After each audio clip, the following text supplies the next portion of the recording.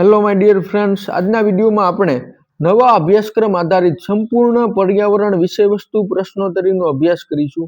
આ વિડીયો મિત્રો ધોરણ 1 થી 5 એટલે કે ટેટ 1 ની તૈયારી કરતા કેન્ડિડેટ્સ માટે મોસ્ટ ઇમ્પોર્ટન્ટ વિડીયો બની રહેશે, કારણ કે આજના વિડીયોમાં આપણે નવી પરીક્ષા પદ્ધતિ મુજબ સંપૂર્ણ પર્યાવરણ વિષયવસ્તુ પ્રશ્નોત્તરીનો અભ્યાસ કરીશું. આ વિડીયો મિત્રો પાર્ટ 2 છે.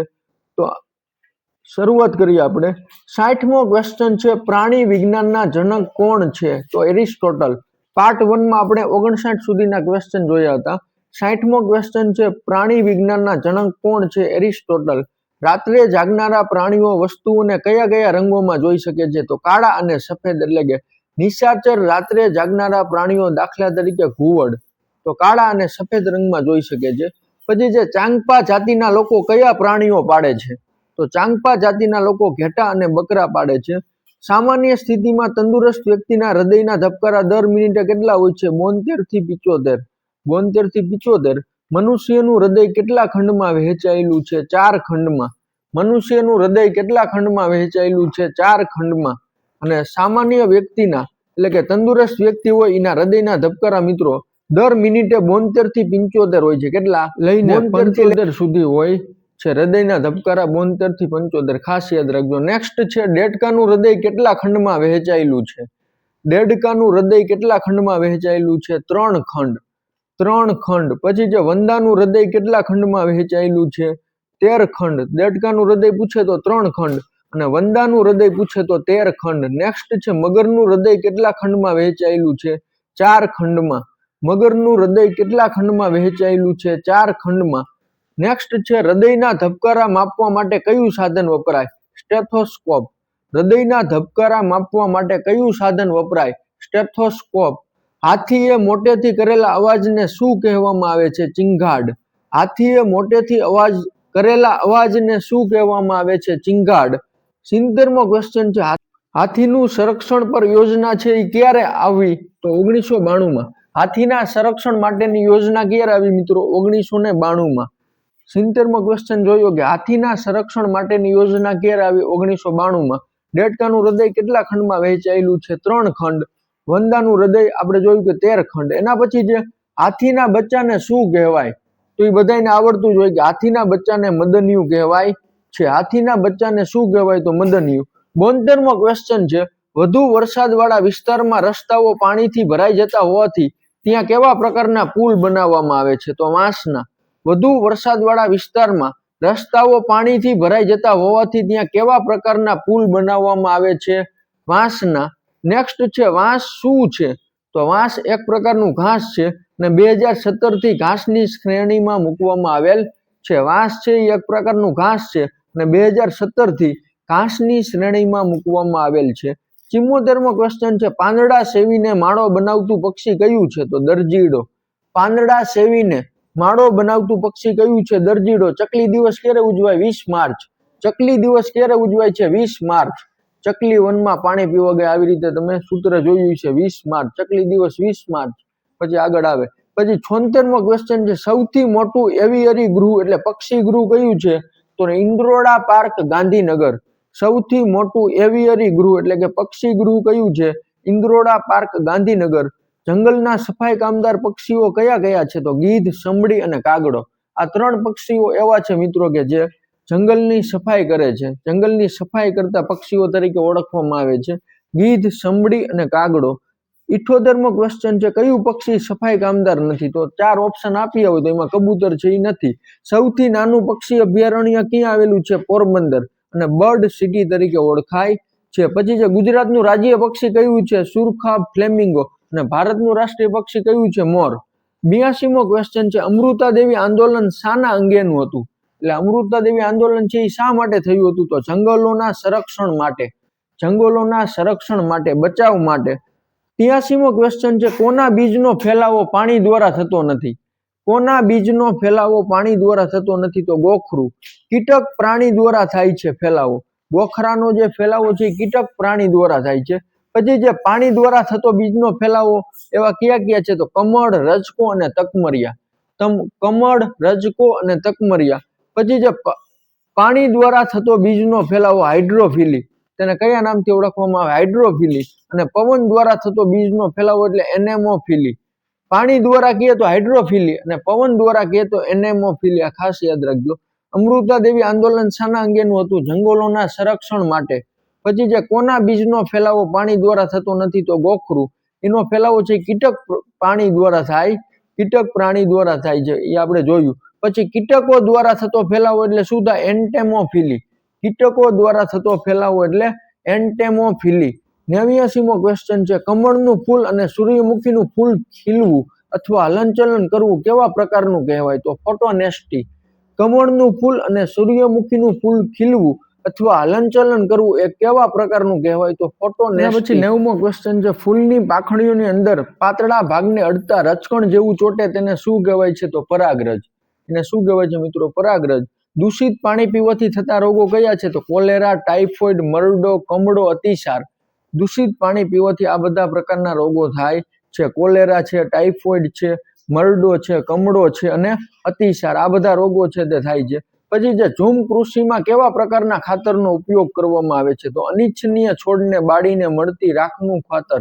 અનિચ્છનીય છોડને બાળીને મળતી રાખના ખાતરનો ઉપયોગ કરવામાં આવે છે. એના પછી જે ઝૂમ ખેતીને બીજા નામ જણાવો. ઝૂમ ખેતીને બીજા કયા કયા નામે ઓળખવામાં આવે છે? તો સ્થળાંતરિત ખેતી અને પરિવર્તન ખેતી. ઝૂમ ખેતીને બીજું સ્થળાંતરિત ખેતી અને પરિવર્તન ખેતી તરીકે ઓળખવામાં આવે છે. 94મો ક્વેશ્ચન છે, ઘરની પાણીની ટાંકીમાં પાણી જંતુરહિત રહે તે માટે આપણે શાનો ઉપયોગ કરીએ છીએ? ઘરની જે પાણી હોય એની ટાંકીમાં પાણી છે તે જંતુરહિત રહે તે માટે આપણે શાનો ઉપયોગ કરીએ છીએ? તો ક્લોરીનની ગોળીઓ અથવા તો બ્લીચિંગ પાવડર. ક્લોરીનની ગોળીઓ અથવા તો બ્લીચિંગ પાવડર. પછી જે મધમાખીઓના ઉછેર માટે યોગ્ય સમય કયો છે? ઓક્ટોબર થી ડિસેમ્બર. મધમાખીઓના ઉછેર માટે યોગ્ય સમય કયો છે? ઓક્ટોબર થી ડિસેમ્બર. પછી જે મધમાખીના ઉછેરને કયા નામથી ઓળખવામાં આવે છે? એપીકલ્ચર. એપીકલ્ચર. 97મો ક્વેશ્ચન છે, ભારતીય મધમાખીનું વૈજ્ઞાનિક નામ શું છે? એપિસ ઇન્ડિકા. ભારતીય મધમાખીનું વૈજ્ઞાનિક નામ શું છે? એપિસ ઇન્ડિકા. 98મો ક્વેશ્ચન છે, બ્રેઇલ લિપિનું લખાણ કેવું હોય? ઉપસેલા ટપકાની હાર જેવું. ઉપસેલા ટપકાની હાર જેવું. 99 છે, બ્રેઇલ લિપિની રચના કેવી હોય? 63 તારા. પછી જે અતિ ભારે વરસાદ થવાથી નદીઓમાં પ્રચંડ ખૂબ જ પાણી આવે છે તેને શું કહે છે? ઘોડાપૂર. અતિ ભારે વરસાદ થવાથી નદીઓમાં પ્રચંડ વેગથી ખૂબ જ પાણી આવે છે તેને શું કહેવાય છે મિત્રો? ઘોડાપૂર. 101મો ક્વેશ્ચન છે, પાણીમાંથી વરાળ થવાની ક્રિયાને શું કહે છે? બાષ્પીભવન. પાણીમાંથી વરાળ થવાની ક્રિયાને શું કહે છે? બાષ્પીભવન. અતિ ભારે વરસાદ થવાથી નદીઓમાં પ્રચંડ વેગથી ખૂબ જ પાણી આવે છે તેને શું કહે છે? ઘોડાપૂર. અને પાણીમાંથી વરાળ થવાની ક્રિયાને શું કહે છે મિત્રો? બાષ્પીભવન. અને ભારતીય મધમાખીનું વૈજ્ઞાનિક નામ શું છે? એપિસ ઇન્ડિકા. ભારતીય મધમાખીનું વૈજ્ઞાનિક નામ પૂછે તો મિત્રો એના જવાબમાં આવશે એપિસ ઇન્ડિકા. બ્રેલ લિપિનું લખાણ કેવું હોય છે? ઉપસેલા ટપકાની હાર જેવું. બ્રેલ લિપિનું લખાણ કેવું હોય છે? ઉપસેલા ટપકાની હાર જેવું. તો અહીંયા મિત્રો 101 સુધીના ક્વેશ્ચન જોઈએ. આ બધા ક્વેશ્ચન છે તે મોસ્ટ આઈએમપી ક્વેશ્ચન છે. ડિસેમ્બરમાં જે 21 તારીખે ટેટ 1 ની જે એક્ઝામ લેવાની છે તેમાં આ ક્વેશ્ચન છે તે પૂછવાની ખૂબ જ શક્યતા ધરાવે છે. તો 101 સુધીના ક્વેશ્ચન જોઈએ મિત્રો આપણે. 101મો ક્વેશ્ચન હતો કે પાણીમાંથી વરાળ થવાની ક્રિયાને શું કહે છે? તો બાષ્પીભવન. પાણીમાંથી વરાળ થાય તો મિત્રો એને વિજ્ઞાનની ભાષામાં છે તે બાષ્પીભવન કહેવાય. ખાસ યાદ રાખજો. અને બ્રેલ લિપિની રચના કેવી હોય છે? 63 તારા. આના જવાબમાં શું આવશે મિત્રો? 63 તારા. બ્રેલ લિપિનું લખાણ કેવું હોય? આ પણ ખાસ યાદ રાખજો કે ઉપસેલા ટપકાની હાર જેવું. ઉપસેલા ટપકા હોય એની હાર જેવું છે તે બ્રેલ લિપિનું લખાણ હોય છે. મિત્રો પર્યાવરણ સિવાય આપણે ગુજરાતી છે, અંગ્રેજી છે, ગણિત છે વગેરે વિષયના પ્રશ્નો છે તે બનાવી ચૂક્યા છીએ. વગેરે વિષયના વિડીયો બનાવી ચૂક્યા છીએ. તે વિડીયો જોવા માટે તમારે મારી ચેનલના પ્લેલિસ્ટમાં અથવા તો કોર્સમાં જઈને ટેટ 1 લખેલું છે ત્યાં સિલેક્ટ કરશો એટલે આ બધા જ વિડીયો તમને ત્યાં જોવા મળશે. એના પછી 102મો ક્વેશ્ચન છે, વરાળમાંથી પાણી બનવાની ક્રિયાને કયા નામે ઓળખાય છે? ઘનીભવન અથવા તો સંઘનન. વરાળમાંથી પાણી બનવાની ક્રિયાને કયા નામે ઓળખવામાં આવે છે? ઘનીભવન અથવા તો સંઘનન. પછી જે જેસોર રીંછ અભયારણ્ય ક્યાં આવેલું છે? તો બનાસકાંઠાના અમીરગઢ તાલુકામાં. જેસોર રીંછ અભયારણ્ય ક્યાં આવેલું છે? બનાસકાંઠાના અમીરગઢ તાલુકામાં. પછી જે કયા ખાતરનો ઉપયોગ વધારે કરવાથી જમીનનું બંધારણ બગડે છે? તો રાસાયણિક ખાતર. રાસાયણિક ખાતર છે તે મિત્રો જમીનને નુકસાનકારક છે, એટલે જમીનનું બંધારણ બગડી જાય છે. પછી જે ઓર્ગેનિક સ્ટેટ તરીકે કયું રાજ્ય ઓળખાય છે? સિક્કિમ. નેક્સ્ટ છે ગુજરાતમાં સંપૂર્ણ રાસાયણિક ખેતી મુક્ત જિલ્લો કયો? ડાંગ. ગુજરાતમાં સંપૂર્ણ રાસાયણિક ખેતી મુક્ત જિલ્લો કયો? ડાંગ. પછી જે કયું પક્ષી આકાશમાંથી સીધી જમીન તરફ મારીને સાપ પકડે છે? કયું પક્ષી આકાશમાંથી સીધી જમીન તરફ તરાપ મારીને સાપ પકડે છે? સમડી. એના પછી જે સાપનો અભ્યાસ કયા નામે ઓળખાય છે? તો સાપના અભ્યાસને હર્પેટોલોજી તરીકે ઓળખવામાં આવે છે. હર્પેટોલોજી. ઝેરી સાપ કયા કયા છે? તો કોબરા, કાળોતરો, ખડચિત્રો અને ફૂરસો. કોબરા, કાળોતરો, ખડચિત્રો અને ફૂરસો. બિનઝેરી સાપ કયા કયા છે? ધામણ, આંધળી ચાકર અને રૂપસુંદરી. બિનઝેરી સાપ કયા કયા છે? ધામણ, આંધળી ચાકર અને રૂપસુંદરી. પછી કયો ઉર્જા સ્ત્રોત અખૂટ છે, જે કદી ખૂટી શકે તેમ નથી? તો સૂર્ય. સૂર્યનો ઉર્જા સ્ત્રોત એવો છે જે મિત્રો અખૂટ છે, જે ક્યારેય ખૂટી શકે તેમ નથી. પછી જે મચ્છરના બચ્ચાને શું કહેવાય છે? પોરા. મચ્છરના બચ્ચાને શું કહેવાય છે? પોરા. પછી મચ્છર કરડવાથી કયા રોગ થાય છે? મેલેરિયા, મલેરિયા છે, ડેન્ગ્યુ છે, ચિકનગુનિયા છે, હાથી પગો. મલેરિયા, ડેન્ગ્યુ, ચિકનગુનિયા અને હાથી પગો, આવા બધા પ્રકારના રોગ છે તે મચ્છર કરડવાથી થાય છે. સાપનો અભ્યાસ કયા નામે ઓળખાય? હર્પેટોલોજી. ઝેરી સાપ કયા કયા છે? કોબરા છે, કાળોતરો છે, ખડચિત્રો છે અને ફૂરસો. આ બધા મિત્રો ઝેરી સાપ છે. બિનઝેરી સાપ કયા કયા છે? ધામણ છે, આંધળી ચાકર છે અને રૂપસુંદરી. આ બધા છે તે બિનઝેરી સાપ છે. એના પછી આપણે જોઈએ હાથીના 3 મહિનાના બચ્ચાનું વજન આશરે કેટલું હોય છે? 200 કિલો. હાથીના 3 મહિનાના બચ્ચાનું વજન આશરે કેટલું હોય છે મિત્રો? 200 કિલો. પછી કોના બીજ કાંટાવાળા હોય છે? તો ગોખરું અને ગાડરું. કોના બીજ કાંટાવાળા હોય છે? તો ગોખરું અને ગાડરું. આ બંનેના બીજ કાંટાવાળા હોય છે. પછી જે કઈ ઔષધિ વનસ્પતિના પાનના રસથી કાનની પીડા મટી જાય છે? તો ડમરો. કઈ ઔષધિ એવી છે કે જેના વનસ્પતિના પાન છે એના રસથી કાનની પીડા મટી જાય છે? તો ડમરો. વૃક્ષના થડને ચાંચ વડે છેદ કરીને કીડા ખાનાર પક્ષી કયું છે? લક્કડખોદ. પથ્થરોની વચ્ચે જગ્યામાં કયું પક્ષી માળો બાંધે છે? દેવચકલી. માણસની જેમ માથા પર આગળની તરફ આંખો હોય તેવું પક્ષી કયું છે? ઘુવડ. માણસની જેમ માથા પર આગળની તરફ આંખો હોય તેવું પક્ષી કયું છે મિત્રો? ઘુવડ. પથ્થરોની વચ્ચે જગ્યામાં કયું પક્ષી છે એ માળો બાંધે છે? તો એ આપણે જોયું દેવચકલી. પછી કયા વૃક્ષના પાંદડા સૌથી મોટા હોય છે? પપૈયા. કયા વૃક્ષના પાંદડા સૌથી મોટા હોય છે? તો એના જવાબમાં આવશે પપૈયા. પછી જે પર્ણનું વિશિષ્ટ કાર્ય કયું છે? તો ખોરાકનો સંગ્રહ કરવો. પાંદડાનું વિશિષ્ટ કાર્ય કયું છે? ખોરાકનો સંગ્રહ કરવો. પર્ણ. પછી માછલીનો આકાર કેવો હોય છે? ધારારેખીય. ધારારેખીય. માછલી શ્વસન શાના દ્વારા કરે છે? તો ચૂઈ અથવા ઝાલરો દ્વારા. ચૂઈ અથવા ઝાલરો દ્વારા. માછલી શાના દ્વારા સંતુલન જાળવે છે? તો પૂંછડી. માછલી શાના દ્વારા સંતુલન જાળવે છે? પૂંછડી. માછલી શાના દ્વારા દિશા બદલાવવાનું કામ કરે છે? મીન પક્ષો. માછલી શાના દ્વારા દિશા બદલાવવાનું કામ કરે છે? તો મીન પક્ષો. પર્ણનું વિશિષ્ટ કાર્ય કયું છે મિત્રો? ખોરાકનો સંગ્રહ કરવો. એના પછી આપણે જોઈ 125મો ક્વેશ્ચન. શ્વાસોશ્વાસની ક્રિયા 1 મિનિટમાં કેટલી વાર થાય? તો 15 થી 18 વખત. શ્વાસોશ્વાસની ક્રિયા મિત્રો 1 મિનિટમાં 15 થી 18 વખત થાય છે. અમૃતાના ગામમાં કયા વૃક્ષો વધારે હતા? તો ખેજડી. અમૃતાના ગામમાં કયા વૃક્ષો વધારે હતા? ખેજડી. ધરતીકંપની તીવ્રતા માપવાનું સાધન કયું છે? Richter scale. કયું છે મિત્રો? Richter scale. પછી એના પછી જે સમુદ્રમાં આવતો ભૂકંપ કયા નામે ઓળખાય છે? તો સુનામી. સુનામી. પછી ભૂકંપ માપવા માટેનું સાધનનું નામ સિસ્મોગ્રાફ. ભૂકંપ માપવા માટેના સાધનનું નામ શું છે મિત્રો? સિસ્મોગ્રાફ. પછી ભૂકંપનો અભ્યાસ તો એને શું કહેવાય? સિસ્મોલોજી. ભૂકંપ માપવા માટેના સાધનનું નામ છે સિસ્મોગ્રાફ અને ભૂકંપનો અભ્યાસ કેના દ્વારા થાય છે? સિસ્મોલોજી. મિત્રો ખાસ યાદ રાખજો, ભૂકંપ માપનનું સાધન પૂછે તો સિસ્મોગ્રાફ અને ભૂકંપનો અભ્યાસ પૂછે તો સિસ્મોલોજી. ભૂકંપના અભ્યાસને કયા નામે ઓળખાય છે? સિસ્મોલોજી. અમૃતાના ગામમાં કયા વૃક્ષો વધારે હતા? તો ખેજડી આપણે જોયું. પછી જે ભૂકંપનો ધ્વનિ કેવો હોય? અવશ્રવ્ય. ભૂકંપનો અવાજ કેવો હોય મિત્રો? અવશ્રવ્ય. પછી જે કયું પ્રાણી વાઘ અથવા ચિત્તાના ભયથી સાવધાન રહે છે? લંગૂર. કયું પ્રાણી વાઘ અથવા ચિત્તાના ભયથી ડરથી સાવધાન રહે છે? તો લંગૂર. કયું પ્રાણી આશરે 18 કલાક વૃક્ષને ડાળી પર ઊંચા લટકી ઊંઘવામાં વિતાવે છે? સ્લોથ.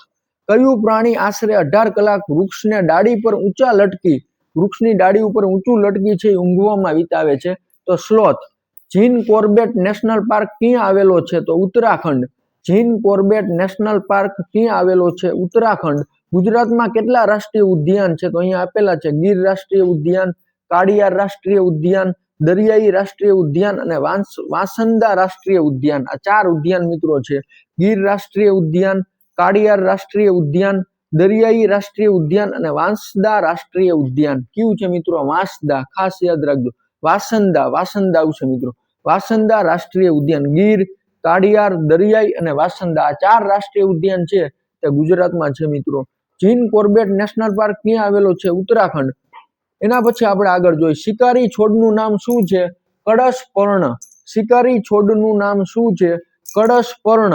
પછી છે ગઢ શીશરનું ચિત્ર કોણે બનાવ્યું હતું? તો જેસલમેરના રાજા ગઢસિંહ. ગઢ શીશરનું ચિત્ર કોણે બનાવ્યું હતું મિત્રો? જેસલમેરના રાજા ગઢસિંહ. પાંડુરોગ દિલ્હીની કઈ શાળાઓમાં જોવા મળ્યો હતો? તો 17 નવેમ્બર 2007 દિલ્હીની મ્યુનિસિપલ કોર્પોરેશનની શાળામાં ભણતા હજારો બાળકો છે તે પાંડુ રોગનો શિકાર બન્યા હતા. ક્યારે? 17 નવેમ્બર 2007 ના રોજ દિલ્હીની મ્યુનિસિપલ કોર્પોરેશનની શાળામાં ભણતા હજારો બાળકો છે તે પાંડુ રોગનો શિકાર થયા હતા. બકરીના વાળમાંથી કઈ શાલ બને છે? તો પશ્મિના શાલ. બકરીના વાળમાંથી મિત્રો પશ્મિના શાલ બને છે. ઘેટા અને બકરાને રાખવાની જગ્યાને શું કહે છે? તો ચાંગપા અને લેખા. ઘેટા અને બકરાને રાખવાની જગ્યાને શું કહે છે? ચાંગપા અને લેખા. ઘેટા અને બકરાને રાખવાની જગ્યાને શું કહે છે મિત્રો? ચાંગપા અને લેખા. શિકારી છોડનું નામ શું છે? કળશપર્ણ. અહીંયા સુધી આપણે જોયું મિત્રો. એના પછી નેક્સ્ટ 151મો ક્વેશ્ચન છે ગુજરાત રાજ્યમાં ધરતીકંપ ક્યારે આવ્યો હતો? તો 26 જાન્યુઆરી 2001 ના રોજ. ગુજરાત રાજ્યમાં ધરતીકંપ ક્યારે આવ્યો હતો મિત્રો? 26 જાન્યુઆરી 2001 ના રોજ. એના પછી લાસ્ટ ક્વેશ્ચન છે મિત્રો સૂર્યમણીની વાર્તામાં સૂર્યમણી એ કેવી ગર્લ છે? તો એના જવાબમાં આવશે મિત્રો સ્ટાર ગર્લ. સૂર્યમણીની વાર્તામાં સૂર્યમણી એ કેવી ગર્લ છે? તો મિત્રો એના જવાબમાં આવશે સ્ટાર ગર્લ. તો મિત્રો આ વિડીયોમાં આપણે 152 સુધીના એમસીક્યુ જોયા. પાર્ટ 1 માં આપણે મિત્રો 59 સુધીના એમસીક્યુ જોયા હતા. આ વિડીયોમાં આપણે 60 થી લઈને 152 સુધીના એમસીક્યુ જોયા. મિત્રો આ વિડીયોમાં જે એમસીક્યુ આપ્યા છે તે ટેટ 1 ની એક્ઝામમાં પૂછાવાની ખાસ શક્યતા ધરાવે છે. તો મિત્રો આવા નવા વિડીયો જોવા માટે મારી ચેનલને સબસ્ક્રાઇબ કરી લેજો જેથી તમને અવનવા વિડીયોની નોટિફિકેશન મળતી રહે.